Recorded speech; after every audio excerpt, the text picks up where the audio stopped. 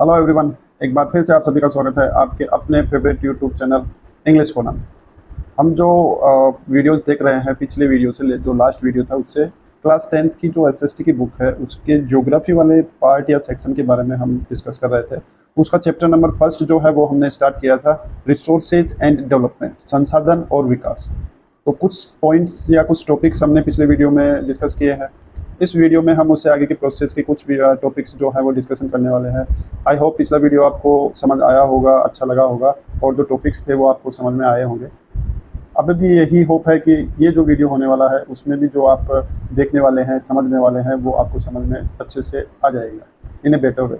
तो आप सभी का वेलकम है, स्वागत है। चलिए शुरू करते हैं आज का वीडियो नेक्स्ट टॉपिक के साथ। ओके, पिछले वीडियो में हमने देख लिया था क्लासिफिकेशन ऑफ रिसोर्सेज, रिसोर्स की डेफिनेशन क्या है, किस तरह से उनको डेवलपमेंट किया जा सकता है या रिसोर्स के डेवलपमेंट के लिए क्या क्या किया जा रहा है, कितने प्रकार के होते हैं, कौन कौन से उनके एग्जांपल हैं। ये सारी प्रोसेस हमने पिछले वीडियो में कवर की है। यदि आपने पिछला वीडियो नहीं देखा है तो एक बार वो देख लें, जिससे कि आपको सारी चीज़ें अच्छे से समझ में आ जाएँ। You can understand in a better way. आज का जो हमारा पहला टॉपिक होने वाला है वो है रिसोर्स प्लानिंग, संसाधन योजना। किस तरह से उसके लिए प्लान बनाया जाता है, किस तरह से उसकी प्लानिंग की जाती है, तो कैसी प्रोसेस होती है उसके बारे में हम डिटेल में समझने वाले हैं। Resource planning is a complex process. Resource planning, संसाधनों की योजना, इज है ए कॉम्प्लेक्स यानी जटिल। कॉम्प्लेक्स का मीनिंग होता है जटिल, मतलब उलझी हुई या आप उसको कह सकते हैं मुश्किल, कठिन। प्रोसेस यानी प्रक्रिया, विच इन्वॉल्व्स, जिसमें शामिल है, जिसके अंदर क्या क्या शामिल है, क्या क्या इंक्लूड है। पहली चीज़ जो उसके अंदर इन्वॉल्व की गई है या इंक्लूड की गई है, identification and inventory of resources, पहचान करना और खोज करना, इन्वेंट करना और आइडेंटिफिकेशन करना, पहचान करना। ये दो प्रोसेस की जाती हैं सबसे पहले। किसकी? संसाधनों की। Across the region of the country, देश के अलग अलग क्षेत्रों में जहां उनके पाए जाने की या अवेलेबिलिटी की संभावनाएं या पॉसिबिलिटी सबसे ज़्यादा होती हैं, वहाँ पे आइडेंटिफिकेशन किया जाता है और इन्वेंशन किया जाता है या इन्वेंट्री की जाती है कि वहाँ पे कितनी मात्रा में वो रिसोर्स जो है वो प्रोवाइड करा गया है बाय नेचर। तो पहली जो प्रोसेस है, स्टार्टिंग प्रोसेस जो है रिसोर्स प्लानिंग की, वो है identification and inventory of resource. This involve surveying, इसमें सर्वेक्षण किया जाता है, मतलब निरीक्षण किया जाता है उस जगह का या उस रीजन का। मैपिंग, उसकी जांच पड़ताल की जाती है कि कितने एरिया से कितने एरिया तक वो ज़मीन के नीचे या उस क्षेत्र के अंदर पाया जाता है या रिसोर्सेज उस एनवायरनमेंट में प्रोवाइडेड है। And A qualitative and quantitative estimation and measurement, एक मात्रात्मक या गुणात्मक और मात्रात्मक। ये होता है गुणात्मक, क्वालिटी जिसकी बात हम कर रहे हैं वो होता है गुणात्मक, मतलब कौन सी किस्म के संसाधन हैं, गुणात्मक। और उसके अलावा क्वांटिटी मतलब मात्रात्मक, कितनी मात्रा में पाए जाते हैं, उसका एस्टिमेट लगाना या मेजरमेंट निकालना कि कितना उसकी क्वालिटी है और कैसी उसकी क्वालिटी है और कितना वो क्वांटिटी में वहाँ पे मिलेगा या पाया जाता है। कौन? रिसोर्स, संसाधन। तो ये पहला काम होता है रिसोर्स प्लानिंग का, कि उस क्षेत्र में आइडेंटिफिकेशन करना, इन्वेंट्री करना और ये पता लगाना through the process of surveying, mapping, survey करके, मैपिंग करके कि उसकी गुणात्मक और मात्रात्मक स्थिति या अनुमान क्या है वहाँ पे। उसके बाद में होता है evolving a planning structure endowed with appropriate technology.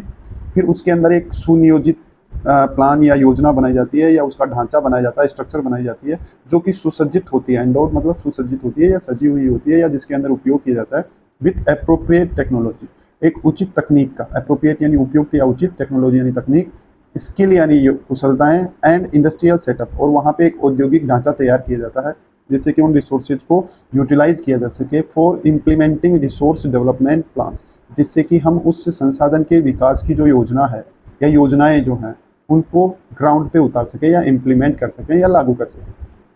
तो पहली प्रोसेस हो गई आइडेंटिफिकेशन करना, सर्वे करना, मैपिंग करना और ये पता लगाना या उसका अनुमान या एस्टिमेट लगाना कि वो वहाँ पर चीज़ कितनी मात्रा में पाई जाती है। फिर उसके बाद में वहाँ पे एक सेटअप तैयार करना जो कि इंडस्ट्रियल सेटअप होता है, और उस सेटअप में हम एक एप्रोप्रिएट टेक्नोलॉजी को एस्टेब्लिश करते हैं, स्किल्स को यूज करते हैं, जिससे कि हम एक बेटर रिसोर्स डेवलपमेंट प्लान को इम्प्लीमेंट कर सकें। उसके बाद में क्या किया जाता है, जो लास्ट प्रोसेस है रिसोर्स प्लानिंग की, वो है matching the resource development plans with overall national development plan. फिर उस संसाधन के विकास की योजना को देश की विकास की योजनाओं के साथ में मैच किया जाता है, मिलान किया जाता है, उसके नेक टू नेक।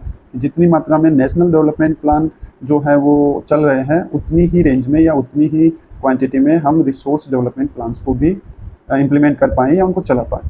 तो ये हो गया, समझ में आया रिसोर्स प्लानिंग क्या है।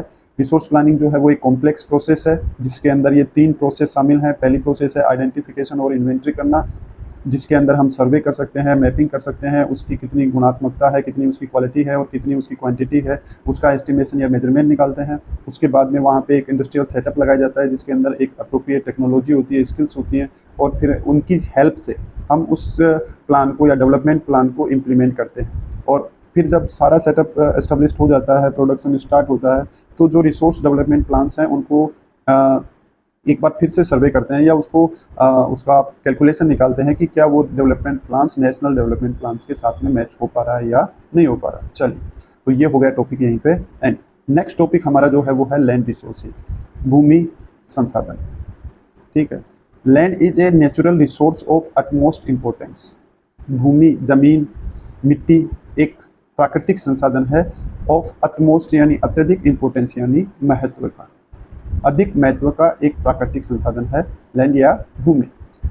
It supports natural vegetation, life, wild life, human life, economic activities, transport and communication system. Supports यानी सहारा देता है कौन? इट, भूमि, जमीन। नेचुरल वेजिटेशन प्राकृतिक वनस्पति को, वन्य जीवन को, मानव जीवन को, आर्थिक गतिविधियों, इकोनॉमिक एक्टिविटीज मतलब आर्थिक गतिविधियाँ, ट्रांसपोर्ट यानी यातायात या आवागमन, और कम्युनिकेशन का मतलब संचार तंत्र जो है या संवाद तंत्र जो है उसको सपोर्ट करता है land resource. Land is present in limited size so we must use them effectively. भूमि, जमीन, धरती, धरा जो है वो एक सीमित आकार में है, सीमित आकार में है, इसलिए हमें उसका उपयोग इफेक्टिवली, प्रभावी तरीके से करना चाहिए। तो ये तो हो गया एक नॉर्मल नॉलेज किसके बारे में? लैंड रिसोर्स के बारे में।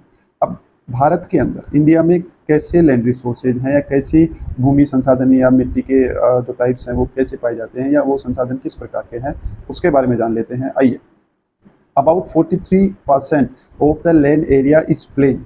भारत की जो टोटल ज़मीन है, जितना एरिया है भारत के पास में, उसका 43%, 43% क्या है? प्लेन है, मैदान है।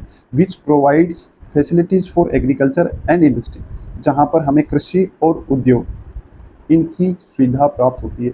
ये दोनों ही चीज़ें जो हैं वो इस जगह पे प्लेन यानी मैदानी भागों के अंदर सबसे ज़्यादा देखने को मिलते हैं, क्योंकि यहाँ की जो लैंड है, भूमि है, ज़मीन है, वो सबसे ज़्यादा फर्टाइल होती है और प्लेन भी होती है, समतल भी होती है। तो हर तरीके से इन दोनों चीज़ों के लिए सबसे ज़्यादा यूज़फुल है, जिसको हम यूटिलाइज़ कर सकते हैं। तो ये टोटल जोग्राफिकल एरिया जो है उसका 43% ऑफ एरिया जो है इंडिया का वो प्लेन है, मैदानी भाग है।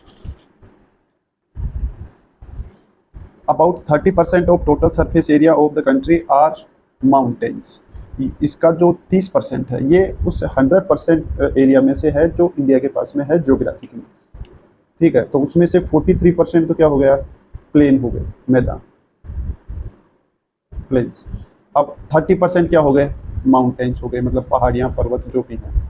विच ensure perennial flow of some rivers and provide facilities for tourism and ecological aspect. अब ये माउंटेन्स क्या हेल्प करते हैं हमारी? वो करते हैं कि एक तो लगातार, सतत, थ्रू आउट द ईयर, पूरे साल भर जो फ्लो रहता है उसको कहते हैं पेरेनियल फ्लो।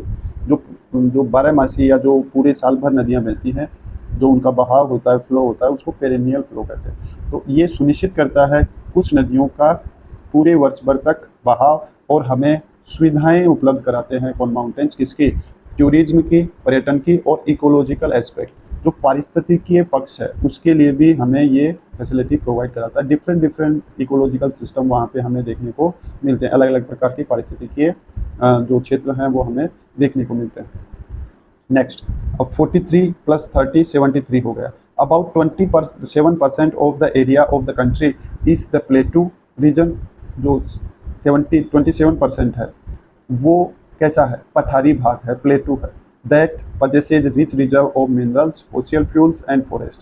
जहाँ पे क्या है? खनिज लवण है, जीवाश्म है, जीवाश्म ईंधन है और जंगल है। कितने परसेंट पे? 27% पे। तो टोटल ये 100% एरिया जो है वो इस तरह से 3 कैटेगरीज में डिवाइड किया गया है। एक में प्लेन है जो सबसे ज़्यादा है, फिर सेकंड नंबर पे आता है माउंटेन्स जो 30% है, 27% पे ऐसा एरिया है जो प्लेटू कहलाता है, पठार कहलाता है। पठान नहीं है, पठार। जिसका जो सोइल टेक्सचर होता है वो सोइल की जो अपर मोस्ट सरफेस है उसके नीचे हार्ड होता है, पथरीला होता है, स्टोनी होता है, वो प्लेटू होता है। यहाँ पे उस एरिया के अंदर सबसे ज़्यादा मिनरल्स, जीवाश्म ईंधन, फॉसिल फ्यूल्स और फॉरेस्ट या जंगल पाए जाते हैं। तो ये हो गया लैंड यूज इन इंडिया। किस काम में आ रही है ज़मीन? 3 तरह से काम में आ रही है, प्लेन्स के रूप में, माउंटेन्स के रूप में और प्लेटू के रूप में। अब वो जो ज़मीन 3 प्रकार की है हमारे पास में, वो किस तरह से यूज की जा रही है भारत के अंदर। Land use pattern in India, the use of land is determined by, ज़मीन का या भूमि का उपयोग कैसे होगा ये इस बात से निश्चित होता है। किससे? Physical factor such as topography, climate, soil types, कि वहाँ पर वातावरण कैसा है, मिट्टी का प्रकार कैसा है, और उस जगह का रहन सहन या जिस प्रकार की भी वहाँ पे एनवायरमेंटल कंडीशंस हैं उसके ऊपर डिपेंड करता है। जो भौतिक तथ्य हैं, कारण हैं, या जो वहाँ का फिजिकल एनवायरनमेंट है, किस तरह की क्लाइमेट है, एरिड है, सेमी एरिड है, या फिर उसकी जो मिट्टी है या सोइल जो है वो ब्लैक सोइल है, रेड एंड येलो है, एलुवियल है, किस तरह की मिट्टी का प्रकार है, ये फिजिकल फैक्टर्स हैं। ये ह्यूमन क्रिएट नहीं करता है, ये बाय नेचर हमें पहले से ही उस जगह में मिलते हैं। दूसरा है human factor such as population density, technological capability and culture and tradition etcetera.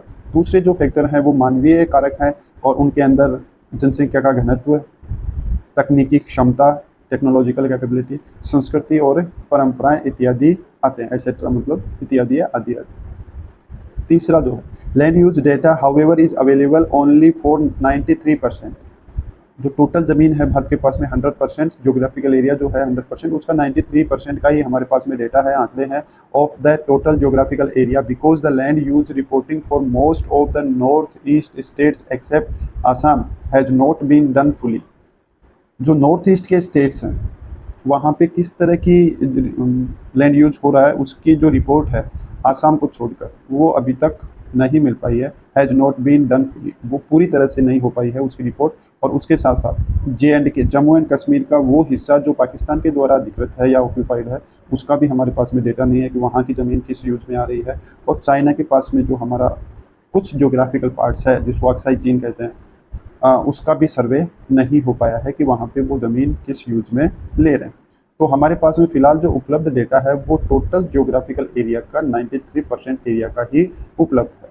तो उसी एस्पेक्ट में या 93% जो एरिया है उसी एस्पेक्ट में हम आगे की जो इन्फॉर्मेशन है उसको देखेंगे, उसको समझेंगे, क्योंकि इनको मेजर करना या इनको कैलकुलेट करना या इनका एस्टिमेट लगाना फ़िलहाल संभव नहीं है। जब संभव होगा तो फिर ये पूरा का पूरा 100% कंप्लीट हो जाएगा। वो जो 7% बच गया है जो हमारी लैंड है लेकिन किसी भी कारण से वो अदर कंट्रीज़ के ऑक्यूपेशन में है, तो जब वो हमारे ऑक्यूपेशन में या हमारे डोमिनेशन में या हमारे पोजीशन में आएगी तो हम वो 7% भी इसके साथ में ऐड कर देंगे कि वहाँ की ज़मीन जो है वो किस यूज़ में आ रही है। तो आज के इस वीडियो में फ़िलहाल इतना ही।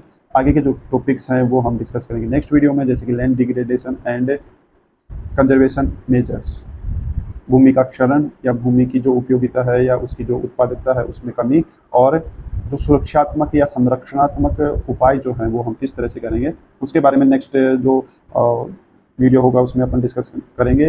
डिस्कशन आगे हम तभी करेंगे अच्छे वे में, बेटर वे में, जब आप पॉजिटिव रिस्पांस दिखाएंगे, वीडियो को पूरा देखेंगे और समझने की कोशिश करेंगे चीज़ों को। तो मिलते हैं नेक्स्ट वीडियो में। Till then good night, take care, see you soon in the next video, bye bye, have a nice day.